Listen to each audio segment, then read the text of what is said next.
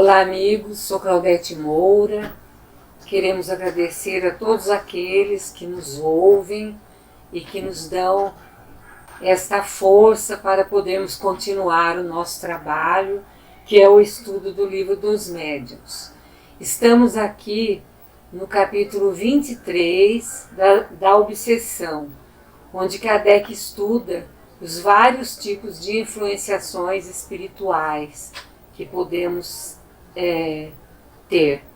E no programa passado, nós estávamos falando de um caso que está registrado no Livro dos Médiuns, de várias irmãs que moravam juntas em uma casa, na França mesmo, em Paris, e elas sofriam depredação, as suas roupas eram rasgadas, cortadas, apesar de elas guardarem, trancando a chave, elas apareciam rasgadas, cortadas, espalhadas pela casa e pelo telhado. E como elas tentaram todo tipo de tratamento possível, inclusive aquelas fórmulas sacramentais, que Kardec fala que não adianta nada contra esses espíritos, e depois achando que era uma brincadeira no começo, e mais tarde, quando elas viram que a coisa era séria e não tinha fim, elas procuraram Kardec, porque elas sabiam que ele já estava fazendo esse trabalho, essas reuniões de evocação com espíritos. E na evocação, esse espírito que as estava obsediando mostrou-se um espírito muito mau, né? Perverso e sem sentimentos bons nenhum, impossível de se conversar com ele por esse lado do bem, e falou que durante a vida dele ele foi muito explorado por essas mulheres, então ele tinha agora esta oportunidade de se vingar delas. E daí o espírito superior, que Kardec pediu conselhos, como poderia, quais os conselhos que ele poderia dar para essas irmãs, para que elas pudessem se livrar dessa influenciação. E olha os conselhos que esse espírito superior trouxe. Controle da língua maldosa, ou seja, elas tinham maldade na língua, falavam mal das pessoas, criticavam as pessoas. Prece e recomendou preces aos seus espíritos protetores, que elas nem sabiam que existia espiritismo, nem sabiam que existia espíritos protetores, mas agora elas estavam sabendo que existiam e era para elas fazerem preces a esses espíritos. Um conselho muito importante: mergulhar na própria consciência para se confessarem consigo mesmas, examinando se praticavam sempre o amor ao próximo. É aquilo que Santo Agostinho nos orienta. Todas as noites, na hora que a gente for se recolher ao leito, passar assim uma revista nos atos do nosso dia, como nós fizemos, como nós atuamos, como nós agimos, prejudicamos alguém, deixamos de fazer algo que poderíamos ter feito, que seria se tornado um benefício para alguma pessoa. Então, olha que os espíritos deram essa orientação.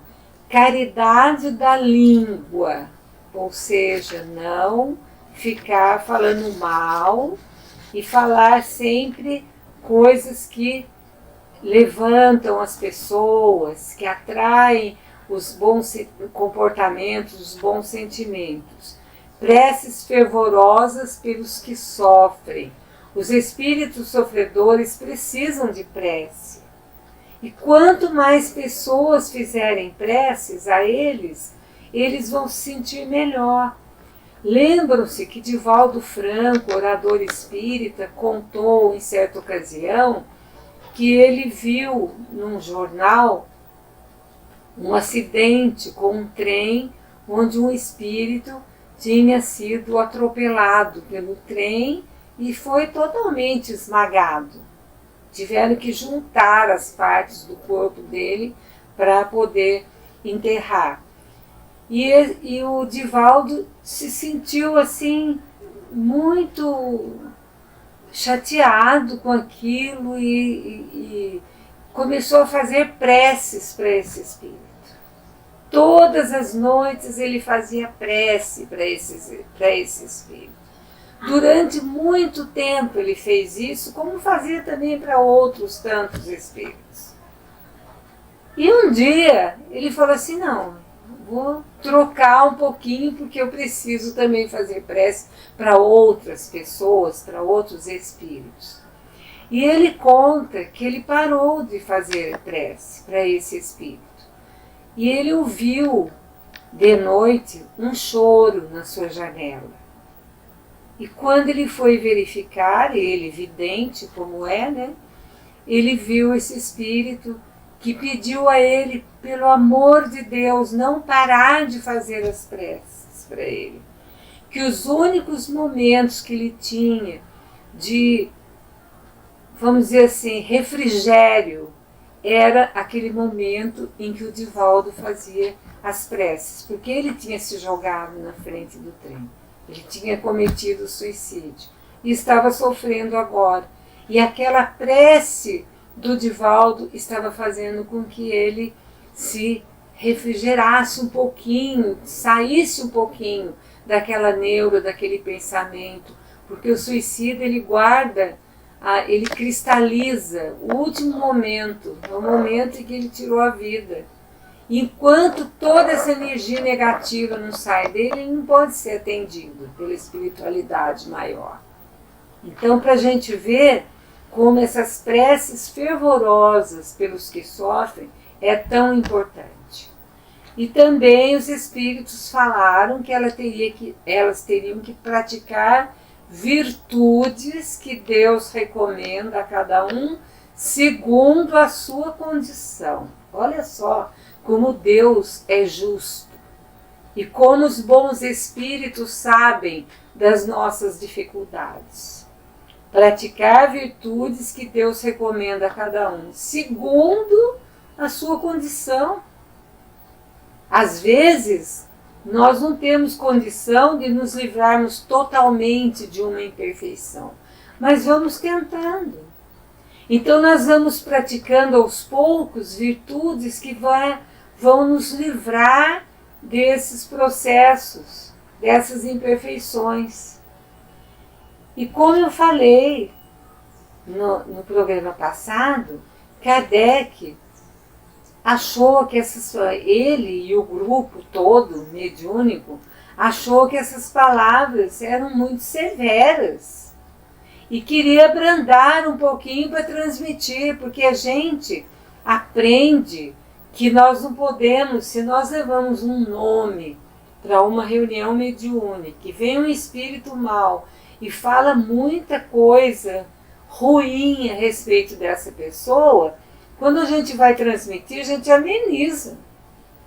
Nem todos estão preparados, a não ser que seja um trabalhador espírita, que conheça o espiritismo, que esteja trabalhando com mediunidade e precisa de um puxão de orelha muito forte. Daí a gente fala. Mas quando é uma pessoa que nem sequer conhece a doutrina espírita, nem sabe dessa comunicação dos espíritos com o mundo material, nós abrandamos bastante para passar. Então, olha o cuidado de Kardec. Ele falou, está muito severo isso aí para a gente passar, não dá para a gente abrandar um pouquinho. Olha o que o espírito que estava dando essa orientação acrescentou. Eu tenho a dizer isso que disse e como disse. Ou seja, ele não ia mudar a orientação, porque as pessoas em causa acostumaram-se a pensar que não fazem mal nenhum pela língua. Ou seja, elas criticavam, elas faziam maledicência, mas elas não tinham consciência. Elas achavam que não faziam nada. Então ele tinha que ser bem severo para elas perceberem que elas faziam mal, falando mal das pessoas, criticando, inventando coisas, etc. e tal. A maledicência. Quando, na verdade, o Espírito falou, fazem e muito. Ou seja, elas achavam que não faziam mal, mas elas faziam muito mal para as pessoas, através da língua, falando. Eis porque é necessário chocar-lhes o espírito, de maneira que isso lhes sirva de séria advertência. Os espíritos, quando necessário, não põem panos quentes. Perguntaram para os espíritos assim: se a doutrina espírita é o próprio Evangelho, é a própria doutrina do Cristo, por que precisou ouvir o Espiritismo? Por que precisou que os Espíritos viessem trazer essas mensagens para nós? E eles responderam: porque na época Jesus não podia falar tudo. Então ele falava por simbologias. A gente vê quantas coisas que Jesus fala através das parábolas, de metáforas simbólicas, que nós hoje ainda estamos procurando entender o significado. Mas os espíritos dizem que eles não vêm para fazer isso. Eles vêm para descobrir, levantar esse véu e trazer a verdade. Então eles falam que nós precisamos ouvir, que eles vêm para orientar. Então olha que ele falava, era necessário chocar o espírito dessas irmãs. Elas tinham que ficar: nossa, mas eu faço esse mal? Eu estou fazendo tanto mal desse jeito? Porque para que servisse para elas de advertência, para elas ficarem mais espertas, controlarem a sua língua, não ficar falando tanto mal e levantando tantos falsos testemunhos de tantas pessoas. Então, para a gente ver que as imperfeições morais dão acesso aos espíritos obsessores. E o meio mais seguro da gente se livrar deles é atrair os bons espíritos.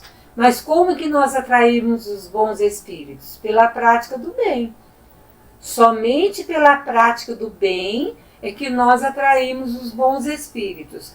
Quando nós atraímos os bons espíritos, esses espíritos obsessores se afastam.